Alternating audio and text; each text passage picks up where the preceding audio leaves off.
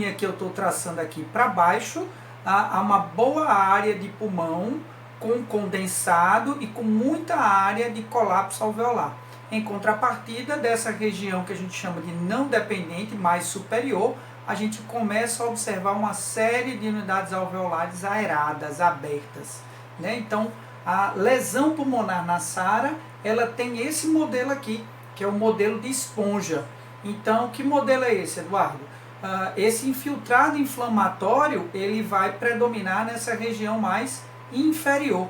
Então, o que a gente está observando aqui? Ó? O que a gente observa é que nessa região aqui inferior do pulmão, isso aqui é um corte de tomografia, onde a gente observa aqui a coluna vertebral e a área cardíaca, onde a metade, dividindo aqui no meio, a metade inferior é onde a gente vai ter mais área de colapso alveolar e de pulmão com edema, com presença de líquido. Tá? Então é importantíssimo saber que esse edema é um edema que a gente chama de edema gravitacional. É assim que se comporta um pulmão de SARA num paciente que esteja desenvolvendo SARA, seja por Covid-19, seja por um ou outro fator etiológico. Então esse edema pulmonar da SARA é um edema gravitacional. Isso vai ocasionar redução da complacência pulmonar. Então é fundamental, aquele componente elástico que nós falamos anteriormente, que está relacionado com a distensibilidade do alvéolo, ou a distensibilidade do alvéolo vai estar prejudicada pelaquela presença de líquido e de infiltrado inflamatório. Então isso reduz a complacência. Então infiltrado pulmonar difuso, como a gente já viu na tomografia e no raio-x, isso vai gerar uma hipoxemia refratária à oxigenoterapia. O que significa dizer? Significa dizer que só ofertando oxigênio não vai promover troca gasosa e, consequentemente, a melhora do quadro clínico. E, por último, vai gerar um chute pulmonar, ou seja, o sangue vai passar pelo alvéolo e não vai ser arterializado lá no alvéolo, porque vai ter exatamente uma alteração na troca gasosa. Então, essa é a característica típica, muito comum de um paciente com SARA. E aí uma das coisas que eu queria que chamasse a atenção de todos é na complacência pulmonar reduzida. Na SARA, a complacência pulmonar está reduzida. E aí, para nossa surpresa, o Dr. Gattinoni, numa carta ao editor agora de 30 de março de 2020, na American Journal of Respiratory Critical Care Medicine, ele coloca que o comportamento da SARA de alguns pacientes com síndrome de desconforto respiratório agudo causado pela Covid-19, ela demonstra uma lesão não típica.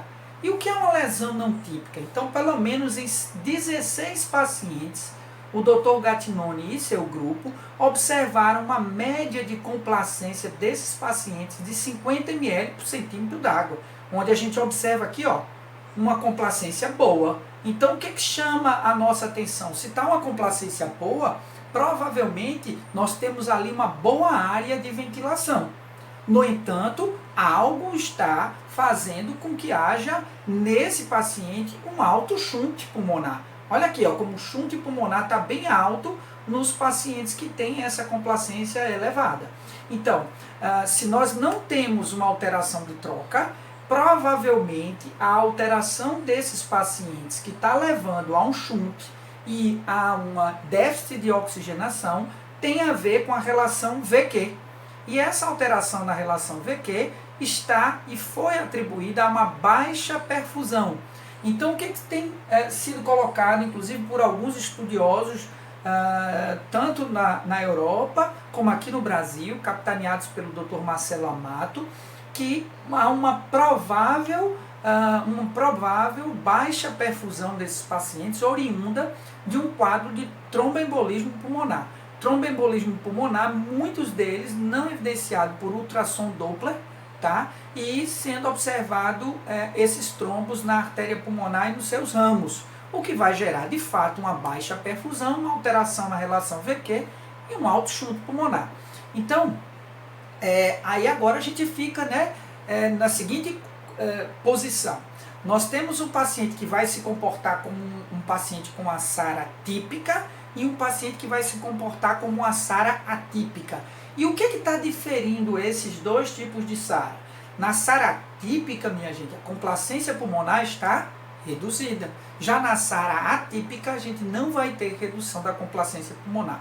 Então, parece aí que a complacência pulmonar é um bom marcador funcional. Para quê? Primeiro, para a gente fazer algumas manobras, como manobra de recrutamento alveolar, que requer uma PIP bem elevada, e a própria manutenção de uma PIP alta. Então, nesses pacientes que têm complacência normal, provavelmente não seria interessante utilizarmos PIP tão elevadas. E por que isso tem chamado a atenção?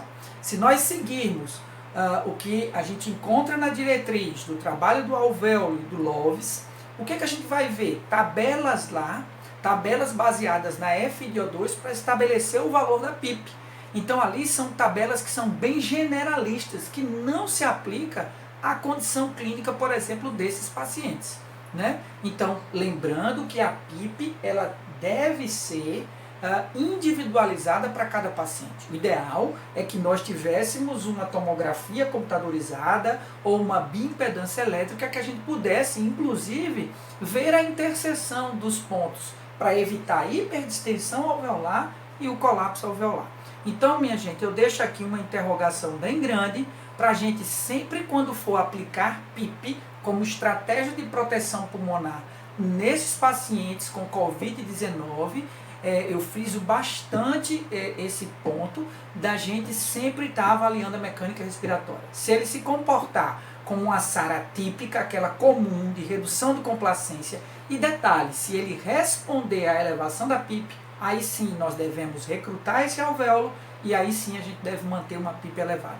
Caso contrário, o ideal é a gente utilizar uma PIP mais baixa, o que não estaria de acordo, por exemplo, com a recomendação da diretriz, tá? De utilizar tabelas para que a gente possa titular um nível de PIP. Então, lembrando, complacência elevada e shunt alto pode significar uma baixa perfusão e nesses casos a PIP elevada não seria tão importante para esses pacientes. Então, vamos agora falar daquele paciente que tenha, de fato, uma complacência reduzida e uma SARS bem estabelecida. Aí fica a pergunta, manobra de recrutamento alveolar tem indicação desses pacientes? Tem sim, pessoal. A manobra de recrutamento alveolar ela vai funcionar como uma homogeneização do pulmão. Um paciente com pulmão de SARA é um paciente com pulmão como esse aqui, hepatizado, colapsado, cheio de líquido, que a partir do momento que nós vamos incrementando pressão expiratória, a gente vai abrindo essa unidade alveolar até chegar aqui em cima, onde nós temos o máximo de pressão, de abertura, onde o pulmão atingiu o seu máximo recrutamento. Em seguida, a gente vai diminuindo os valores de PIP, e olha o que a gente vai observando. A gente vai observando que para uma mesma pressão, na alça ex, quando comparado com a alça ins, nós temos muito mais volume de pulmão comparado com a alça ins. Então, olha aqui, alça ex com PIP de 12, mais pulmão aerado quando comparado com a alça ins. Com PIP de 8, mais pulmão aerado quando comparado com a PIP de 8 na alça inspiratória. Então, é importantíssimo, fizer manobra de recrutamento, escolher a manobra de recrutamento decremental.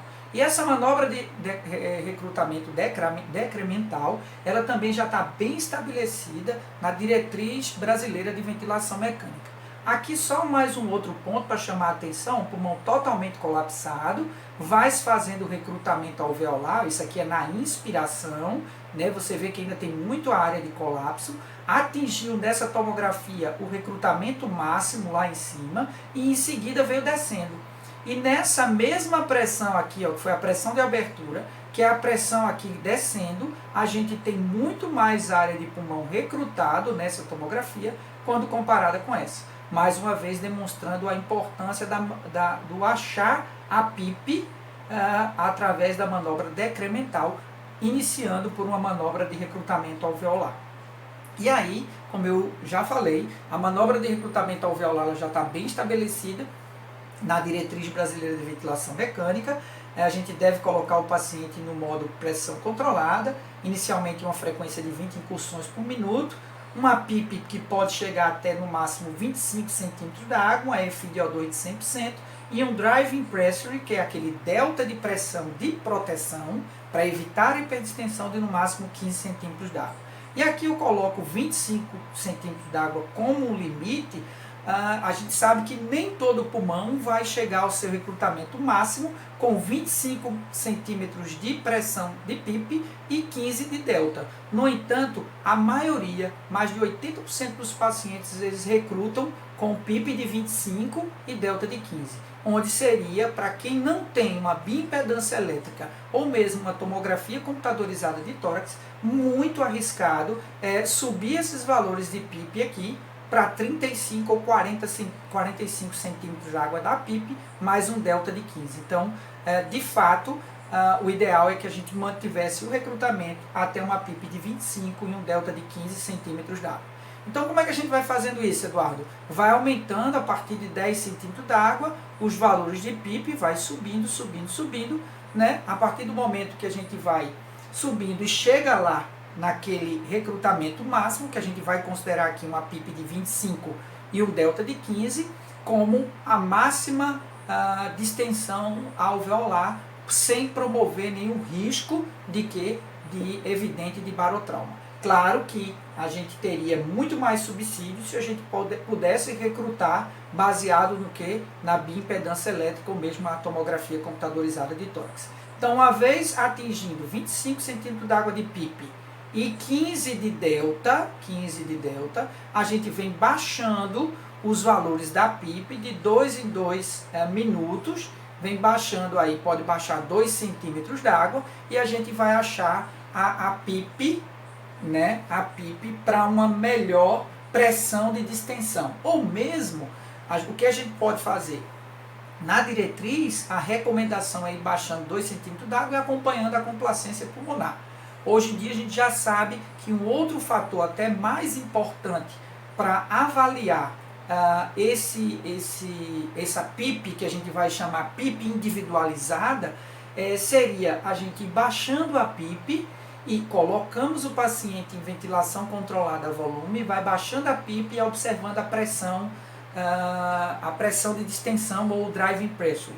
O que a gente vai observar? A partir do momento que a gente vai baixando a PIP, esse delta de pressão, ele teoricamente ele vai ser reduzido, a pressão de distensão vai sendo reduzida. E aí, a partir do momento que essa pressão de distensão vai voltar a aumentar, a PIP anterior seria a nossa PIP individualizada. Então, hoje em dia, já existem trabalhos falando na titulação da PIP através do gradiente de pressão transpulmonar ou mesmo do driving pressure, desde que, como a gente já falou anteriormente, não haja esforço muscular, o paciente esteja bem sedado ou mesmo utilizando bloqueador neuromuscular.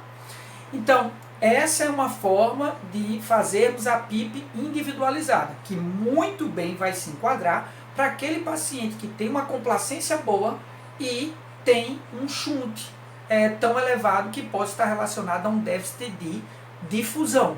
E a outra recomendação é a recomendação de utilizar os valores de PIP através de uma tabela de PIP com FiO2, tá?